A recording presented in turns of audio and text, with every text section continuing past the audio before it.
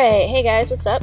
Today I'm going to be showing you guys a simple skin smoothing tutorial in Photoshop that I learned from various internet places and my own personal Photoshop experience. I've been doing Photoshop since, I don't know, it's been a really long time.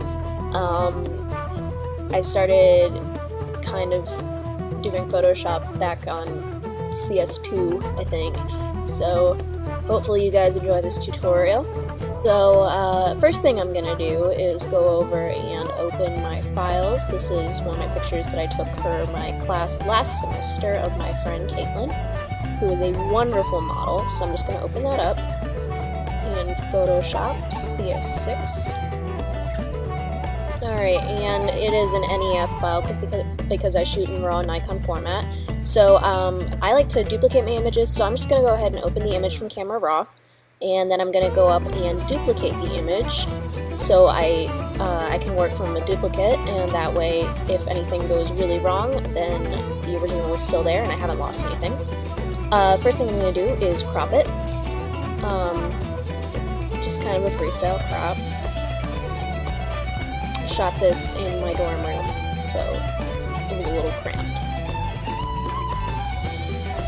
Alright, once it's all cropped, I'm going to zoom in and we're going to take out some of the bumps and just general blemishes on her face, which thankfully isn't too many. You can use the clone stamp tool, which will clone a different area, but I prefer to use the spot heal brush. It's good for little blemishes. I'm just going to decrease my brush size there using the bracket keys.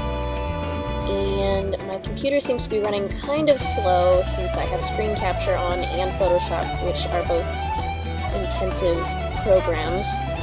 Oh, by the way, I'm using my MacBook to work on this. So this is, if the desktop doesn't look familiar, if you're a Windows user, I'm sorry, I'm using a Mac right now. So just gonna get out some of the blemishes.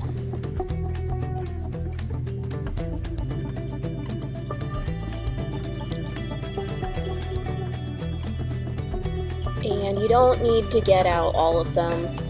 If there's some of these little dots aren't that noticeable, and once we do the airbrush feature, they should be fine. I like to leave the freckles in, and I don't like to do too much over airbrushing. I think it distracts and makes the people's skin look fake.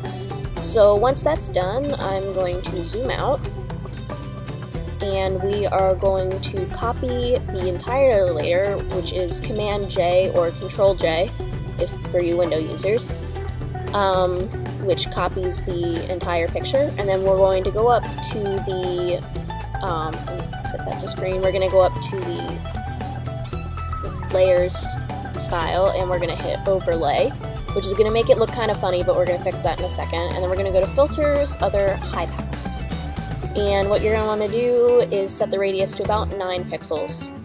And it's still going to look kind of funny, but then we are going to go to Image Invert. And then, this is optional, but I like to do it. You can go to Filter, Blur, and put in Gaussian Blur, which just helps smooth the skin even more. Put that on a low radius, about 0.5 or 0.7.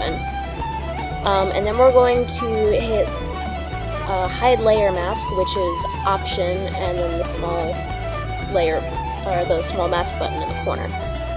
And now the fun part comes. You hit your brush tool and adjust your size using the bracket keys again, and then you just paint in, and you can see the wherever the brush is, it makes the skin a lot smoother.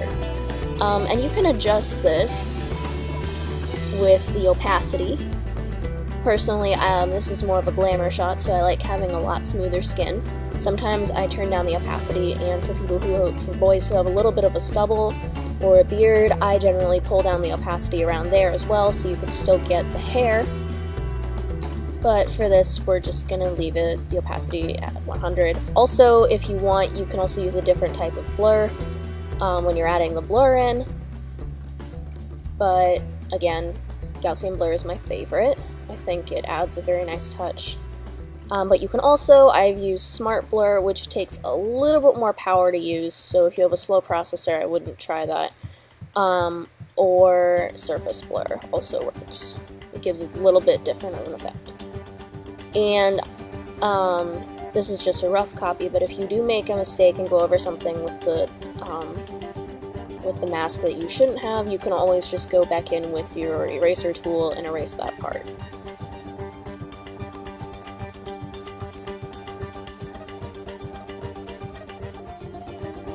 And sometimes I like to do, I like to put a little blur on the eyeliner and the eyeshadow just to complement the skin and the lips as well, especially if they're cracked in the winter, which is something you sometimes cannot avoid.